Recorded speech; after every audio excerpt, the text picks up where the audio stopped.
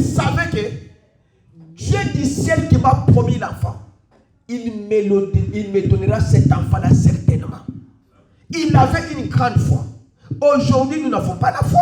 On n'a pas dit que dans l'ancien temps, les gens priaient Dieu et Dieu répondait instantanément. Pourquoi aujourd'hui nous prions, Dieu ne répond pas? Les gens commencent à monter à la montagne. Ils prient et Dieu ne répond pas. Vous montez. Il y a des femmes qui sont en pantalon. Il y a des hommes qui vivent avec les femmes d'autrui. Il y a des femmes qui sont avec les hommes d'autrui. Il y a des filles qui ont des boyfriends. Il y a des garçons qui ont des girlfriends. Il y a une salle qui est au milieu de vous. Et vous montez la montagne là-bas pour aller prier. Dieu ne répondra pas. Les débauchés, les ivrognes, les fumeurs, les adultères, les voleurs, Dieu ne répondra pas de prière jusqu'à ce que vous allez vous repentir. Dieu a dit aux enfants d'Israël, il n'y aura pas de blessure au milieu de vous. Parce que l'assemblée, quand Achan est allé voler le manteau de Shinéa, le péché est entré, la mort est entrée. Attention quand vous êtes en groupe, nous montons à la montagne, vous allez prier, vous allez donner des prophéties, mais Dieu n'est pas là. Jérémie a dit à Dieu, Dieu lui a envoyé d'aller parler à ce peuple-là. Jérémie a dit que je ne peux pas. Parce qu'ils ont des prophètes qui parlent à travers les prophètes-là. Dieu a dit à Jérémie, moi je n'ai jamais parlé à travers ces prophètes-là. Ce sont des mauvais esprits qui parlent à travers ces prophètes. Pour vous montrer que les autres prophéties que les gens donnent, ce sont les démons qui les raccordent, qui leur donnent ça. Hier prophétie, Jérémie a dit là, dans Jérémie 26 et 28 là, il a dit que Dieu qui a... Les prophètes qui ont parlé avant toi et avant moi, ils ont prophétisé contre des grandes nations, la guerre, la famine et autre chose. Mais on reconnaît un vrai prophète de ce qu'il dit. Ça c'est Jérémie qui a dit à Ananias. Ananias n'avait pas à dire. Mais comme tu as dit ceci, Ananias, que Dieu soit juge entre moi et toi. Quand Jérémie sort de la cour du roi, la parole de Dieu dit à Jérémie, rentre, va dire à Ananias, il va mourir cette année. Vous voyez? C'est monter à la montagne prier, ce n'est pas un problème. Dormir à l'église, ça ne fera à Dieu absolument rien. Le problème, c'est votre cœur, votre vie que vous vivez là, c'est quelle vie? Est-ce que vous avez une vie de sainteté afin que Dieu puisse venir vous répondre? Il y a des qui ont 3 bagues ici au doigt. Il a 3 chaînettes au cou. Quand vous lui posez la question, il va vous dire que non, la Bible n'a pas interdit les chaînettes, la Bible n'a pas interdit les bagues. Bien sûr. Mais est-ce que pouvez-vous nous donner l'explication de tous ces bagues? Ce sont des magiciens. Parce que ces bagues-là, ce ne sont pas des âges. Ce sont les qu'ils ont amenés dans le monde des ténèbres. Il y a ceux-là qui ont des bagues. On dit des... Il y a ceux-là qui ont des porte-monnaies magiques. Et vous dites que c'était parce que c'était serviteur de Dieu. Ce sont des gens qui sont dans les sectes, mais ils sont cachés derrière le christianisme. Oh, William Branham dit que la vraie religion, c'est que est pure, sans tache, c'est le christianisme. Les autres religions sont des mensonges. Il n'y a aucune religion au monde qui est vraie en dehors du christianisme. Le christianisme, c'est la et l'unique et la meilleure religion qui existe. Parce que le fondateur du christianisme, il est ressuscité, il est monté au ciel et il est vivant au siècle des siècles. Notre fondateur du christianisme, il est vivant jusqu'au jour d'aujourd'hui. Mais les autres fondateurs des religions sont dans des temps. Pour vous montrer que les nôtres, il est leur créateur. Parce que je suis le créateur, je suis la terre.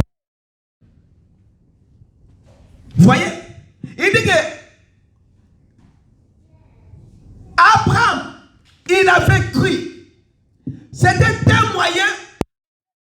Dieu avait dit qu'Abraham aura un enfant. C'était que pour accomplir sa promesse.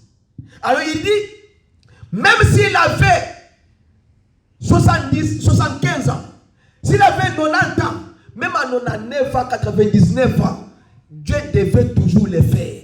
Et quand l'enfant est venu, Dieu a dit encore à Abraham que prend l'enfant là, va l'immoler, va offrir cet enfant. Et pourtant Dieu avait promis à Abraham que toutes les nations du monde seraient bénies en Isaac. Mais comment Dieu maintenant pouvait dire à Abraham d'aller maintenant offrir l'enfant? Parce que Dieu savait ce qu'il faisait. Quand le moment de test vient dans votre vie, ayez la force de supporter ce moment de test.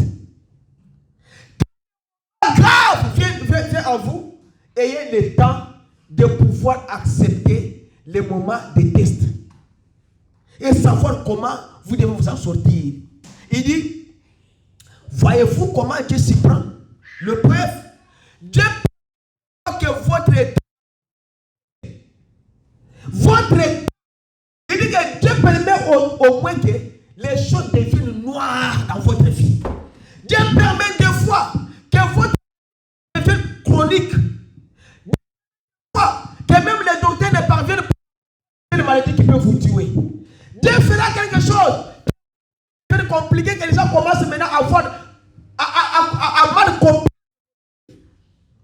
Mais c'est le moment que Dieu est en train de vous tester. Quand vous voyez maintenant les gens commencent à vous éloigner de vous, les gens commencent à vous critiquer, la maladie vient, William Branham dit que Dieu permet des fois que votre état empire un peu. Après qu'on a afin de vous tester, voir si vous avez la foi en Dieu. Ce n'est pas vous n'êtes pas guéri, l'homme là n'a pas. Parce que l'homme qui a prié pour vous, ce n'est pas lui le guérisseur. Le guérisseur, c'est le Seigneur Jésus-Christ lui-même. Le guérisseur, c'est Dieu lui-même. Parce que William Branham dit que tel que vous êtes ici l'assemblée, je vois en vous des maladies. Je vois des fois quelqu'un qui a la foi après 3 secondes, 4 secondes, la lumière quitte sur lui, la lumière va sur une autre personne qui a la foi et les guérit. William Branham dit que si moi j'avais l'idée de le faire, de vous guérir, je vous aime tous, j'allais vous guérir. Parce que je n'aimerais pas vous voir tous ici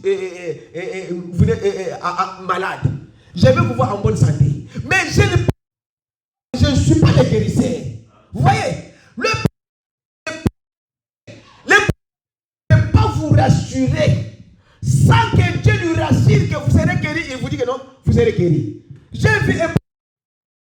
un ami qui m'a dit, son ami dans un pays quelque part, son pasteur a fait une campagne et le pasteur a dit aux gens, je dois prier, les gens seront guéris. Et maintenant, les gens étaient là. Il a fait la campagne. Après quoi? Il a terminé. Il a commencé à prier pour les malades. Quand il priait, fini. Maintenant, devant lui, il y avait quelqu'un qui était dans la chaise roulante. Et le pasteur a déposé le micro. Il est entré au bureau. Oh. Les gens maintenant commencent à se dire, oh, pasteur, comment tu as déposé le micro et tu es entré dans le bureau? Il dit, mais j'ai terminé. Non. Mais quand toi tu as posé le micro là, il y a quelqu'un qui était dans la chaise roulante devant toi, tu devais prier. Le pasteur avait fui, pourquoi? Parce qu'il avait promis aux gens que cet homme-là serait guéri. Non.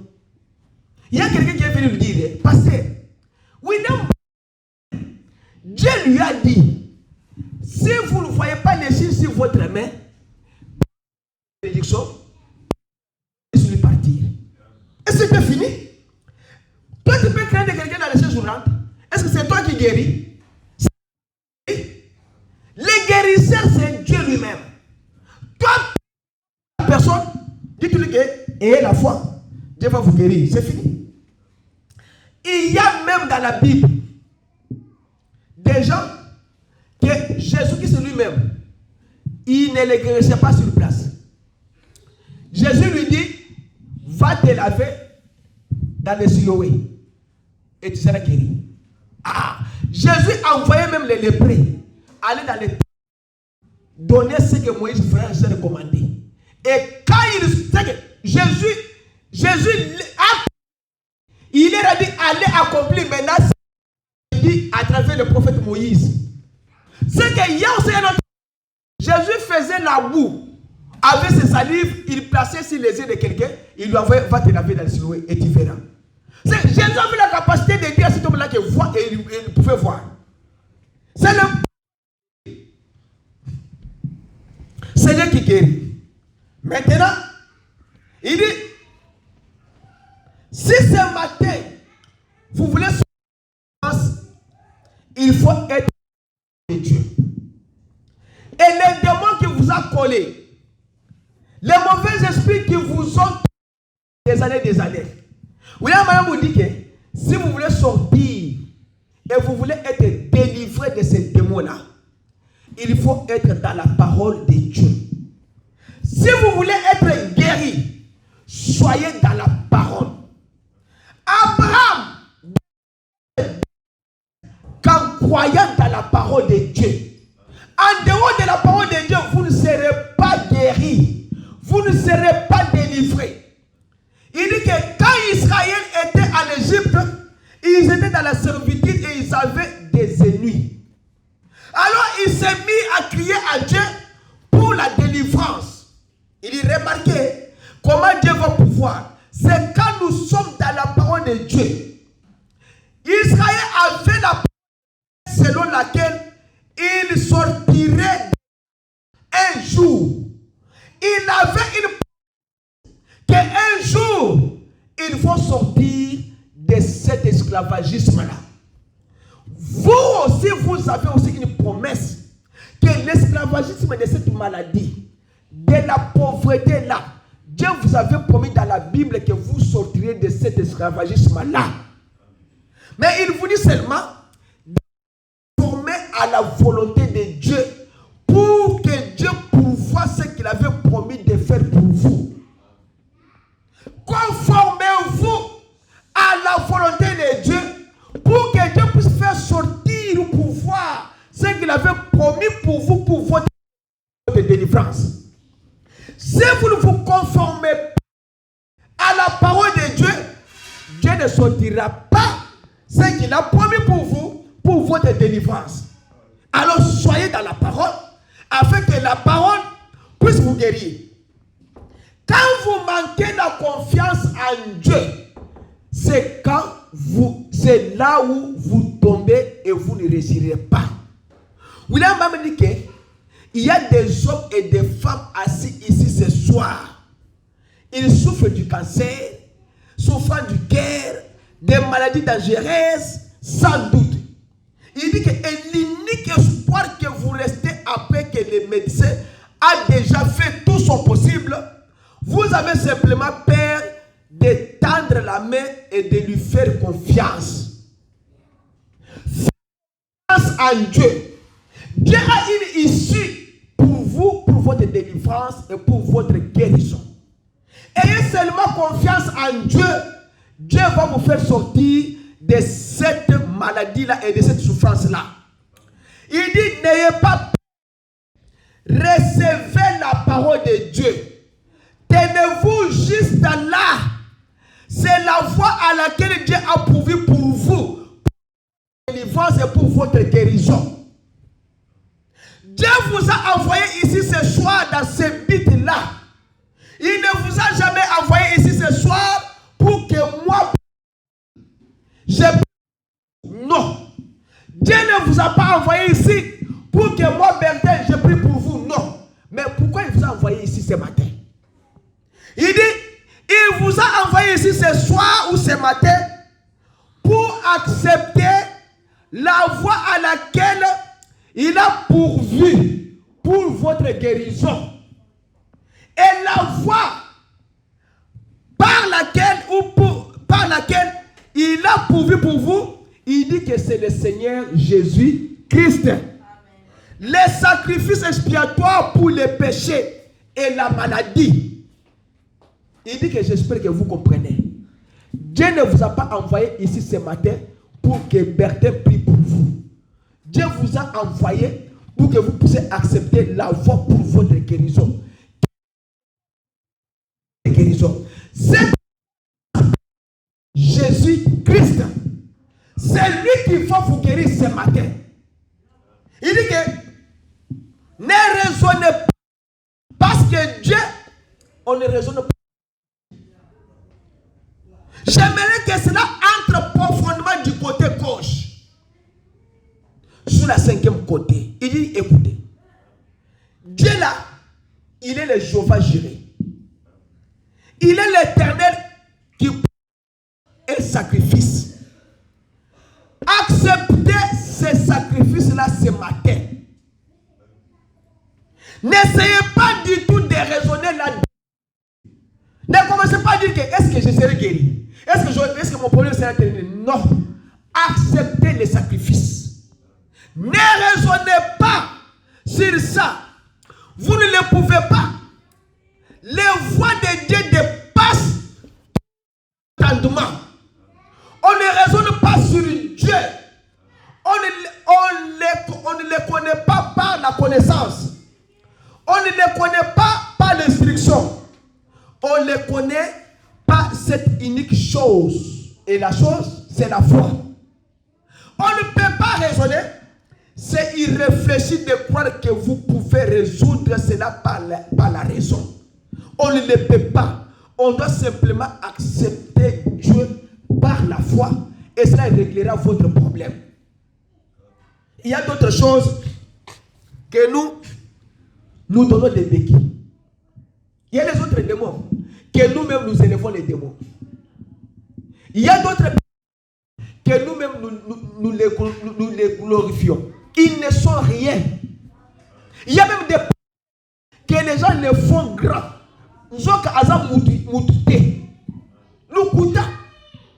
Il y a des flatteurs, les gens qui prennent quelqu'un qui est un enfant bâtard, quelqu'un qui est peut-être un ivrogne, un sorcier qui commence à prêcher la parole, c'est une honte.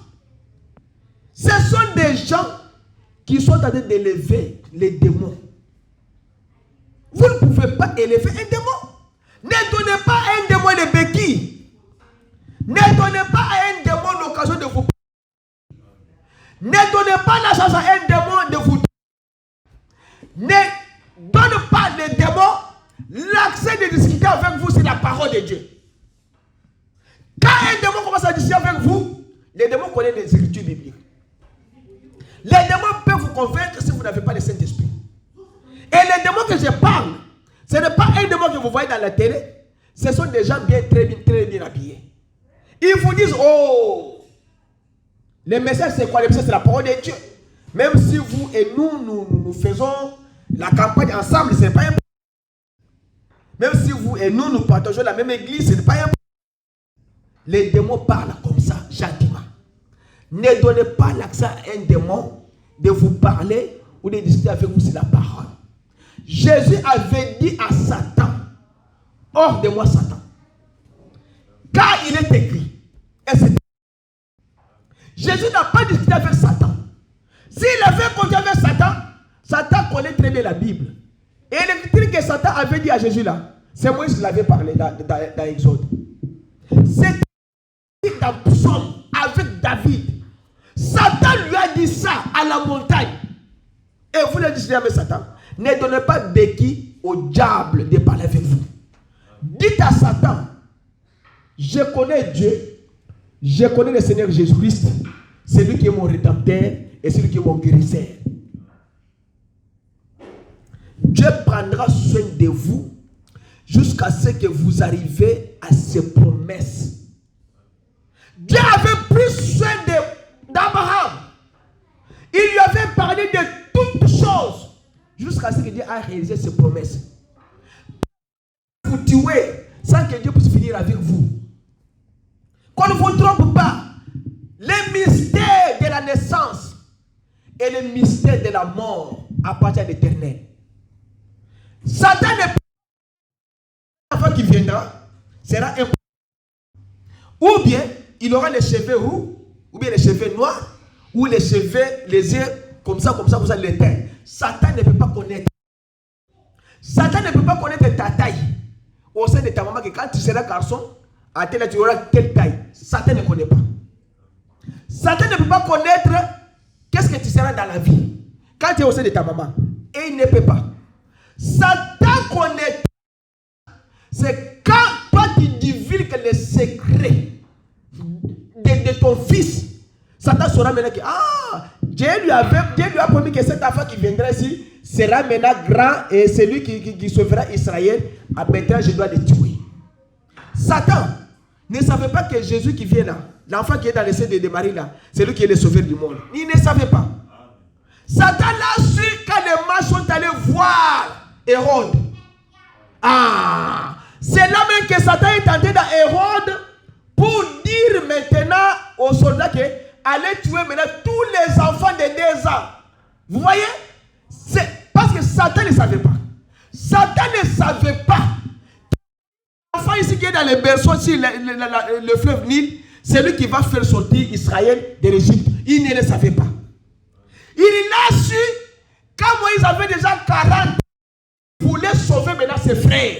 Satan dit, c'est qui veut le faire sortir, maintenant nous allons vous tuer. Moïse a fui. Ne donnez pas de béquille à Satan. Il dit que il mettra sa main sur vous sans que Dieu puisse réaliser ses promesses avec vous. Au cause d'un accident 5000 fois, tu ne mourras pas. Tu vas même tomber même dans l'eau, là où il y a les poissons, là où il y a les crocodiles, là où il y a les caïmans. Ils ne vont pas. Parce que Dieu n'a pas terminé avec toi.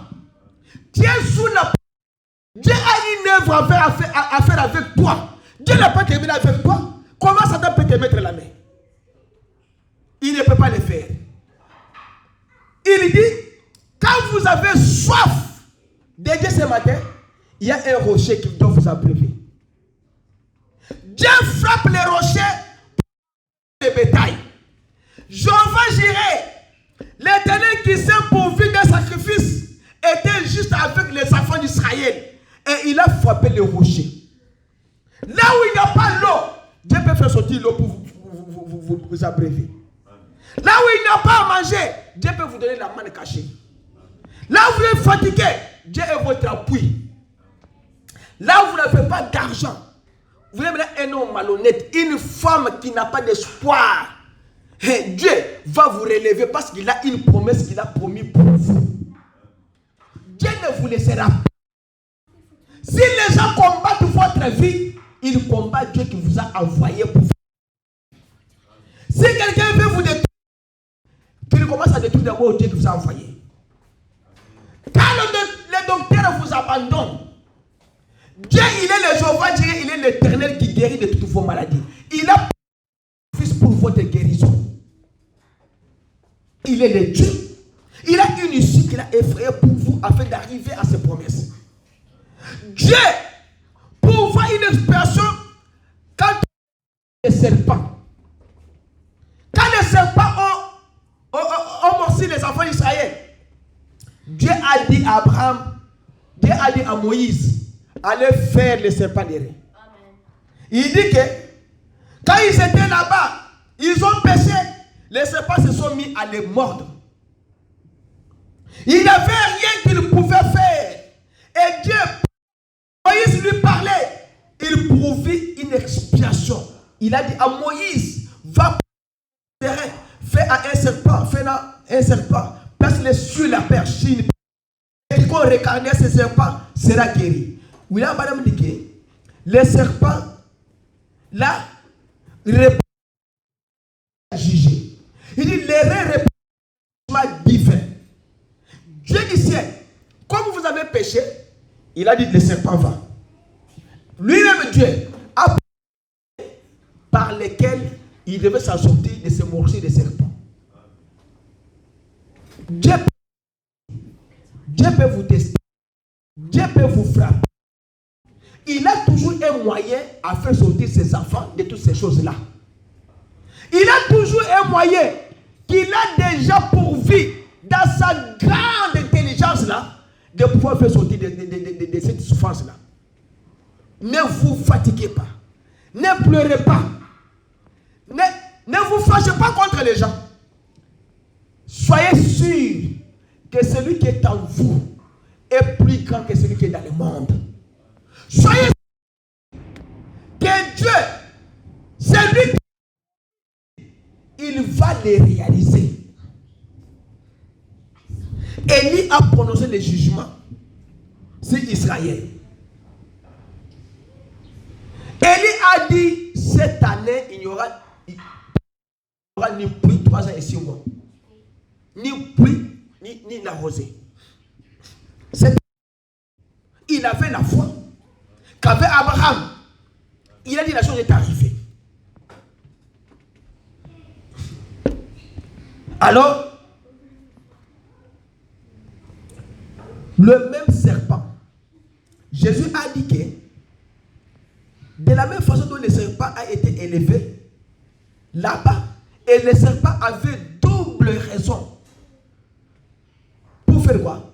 C'était l'expiation de ce peuple-là, pour les guérisons. Oui, madame dit que pourquoi le serpent derrière a-t-il été élevé? Pour une double raison. Ils avaient péché et ils étaient malades.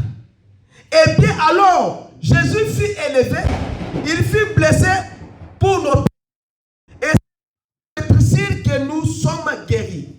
Une double raison. Et ce soir, c'est toujours tout aussi réel de guérir le malade que les péchés. Le fait de rejeter le Seigneur a donné l'occasion aux gentils de pouvoir accepter aussi Christ. Quand les gens rejettent Jésus, quand les clergés l'ont rejeté, quand ceux qui se disent les chrétiens ont rejeté Jésus, cela a donné l'occasion à nous aussi les gentils de pouvoir l'accepter. William, regardez peut-être dans les plans de rédemption avec Boaz, avec Naomi, avec Ruth. Et quand Naomi est rentrée à son pays, Naomi était rejetée parce qu'elle est partie avec son mari et les enfants. Elle est rentrée seule avec une femme païenne. Mais ce n'est pas le canal là que Dieu a pourvu un moyen pour faire sortir le vrai rédempteur. Alors, comme la même façon, cela est Boaz. William Branham dit que c'est la même façon qu'avait reçu Jésus-Christ et son épouse. Parce que Boaz représentait l'épouse. Esther et Ruth représentent l'épouse. Alors il dit, Boaz était un. Il pour racheter. Il était le parent plus proche rédempteur pour racheter Naomi et tous les biens de Naomi. C'est comme ça que Christ, c'est le moyen, l'issue, le sacrifice expiatoire que Dieu a pour venir pour racheter. Il n'avait pas une autre. Il fallait qu'il y ait un homme qui devait venir pour sauver notre homme. Dieu ne pouvait pas sauver l'homme. Il fallait qu'il y ait un homme, un parent plus proche qui devait venir pour sauver l'homme et pour racheter l'église. Alors il dit ici pour Dieu a effrayé le moyen. Parce que Christ, c'est le vrai parent rédempteur. Soyez, ça y est. Il dit, je sens simplement quelque chose s'émouvoir. Remarquez, Christ devant les anciens d'Israël, comme Boaz devant les anciens d'Israël, il avait posé la question. Celui qui se sent capable de prendre, de racheter Naomi et tous ses biens, il doit poser ses sandales ici. William Branham dit, il conduit hors de l'huile, a fait être, et il a été au péché.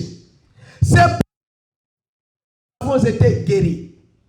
C'était un biblique qu'il a racheté l'église. Il a racheté de quoi? De son héritage perdu. La chose que vous avez perdu, la chose que le monde vous a ravi, votre chance que le monde vous a ravi, votre manière de vivre, votre que le diable vous a ravi, il a dit il est venu pour racheter et à voler. Nous ne connaissons aucune maladie. Dans les années d'Éden, nous n'avons aucune. Dans les années d'Éden, nous ne connaissons pas de mort. Et Dieu a tant aimé le monde qu'il a donné son Fils unique. Il a fait un dehors de la porte qu'il a pourvu à une issue pour ceux qui voulaient venir. Ceux-là qui veulent venir à Dieu, ils doivent venir. Il a dit, venez à moi, vous tous qui êtes, et je vous donnerai les repos. Il dit, j'espère avoir cela. Maintenant que le Seigneur soit béni. Et comme je le vois, mon temps s'écoule. Il dit que Dieu, pourvoyait à une fois, il l'a frayé en Christ, en Jésus-Christ. Quand Jésus gravissait la colline de Golgotha, blessé Seigneur, la croix s'est sur les emplois. Alors qu'il gravissait la colline, il est monté un témoignage public. Il a été pour nos péchés et c'est pas ce maîtrisir que nous avons été. Il est mort. Il est monté en haut. Et il a renvoyé Dieu à l'église. Pourvoyant à une voix. Cette joie que nous éprouvons dans nos cœurs maintenant, ce n'est qu'un acompte sur ce qu'il aura quand nous serons pleinement rachetés. Il dit, quand nous serons pleinement rachetés. Et cette guérison divine que nous avons maintenant, c'est le gage de notre rédemption, de notre corps. Nous sommes rachetés. Dieu a pourvu au sacrifice. Oh, si je dis la vérité, que Dieu a pourvu à un sacrifice et que ce sacrifice, Jéhovah Jireh, c'était Jésus-Christ. Et tous les 7 noms composés de la rédemption étaient en Jésus-Christ. Jéhovah Jireh, l'Éternel s'est pourvu des sacrifices. Jéhovah Rapha, c'est une maladie. Et Jéhovah Barnière, Dieu notre barnière. Et tous les autres 7 noms composés étaient Jésus-Christ. Et c'est là que les hommes de l'Ancien Testament, tous s'étaient unis à Jésus-Christ. Le vrai sacrifice pourvu, c'était le Seigneur Jésus-Christ. C'est lui qui va vous guérir ce matin. C'est lui qui va vous délivrer ce matin. C'est lui qui va vous donner la vie éternelle. C'est lui qui va dire, c'est lui que vous allez dire à dire, moi, les démons qui m'envahissent là, je ne vais pas. Il dit, et je le répète, les sacrifices auxquels Dieu a fait, l'issue, c'est Jésus-Christ. Donc Jésus a pourvu à une église pour les incroyants, afin qu'ils puissent entrer, voir la manifestation de sa résurrection et qu'ils